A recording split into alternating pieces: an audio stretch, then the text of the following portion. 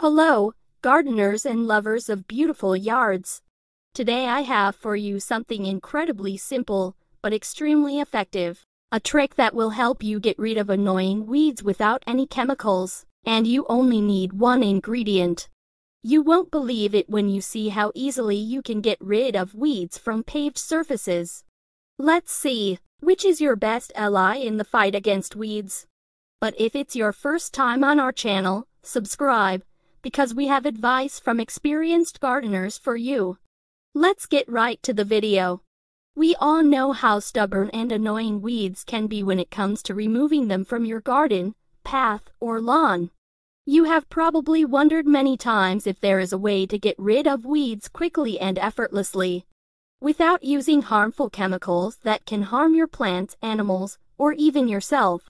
No need for expensive equipment or special preparation. You just heat the water to a boil and pour it directly onto the weeds.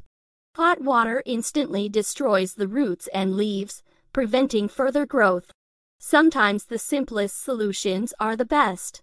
This method is perfect for small areas or places where you don't want to use herbicides. This trick is completely environmentally friendly.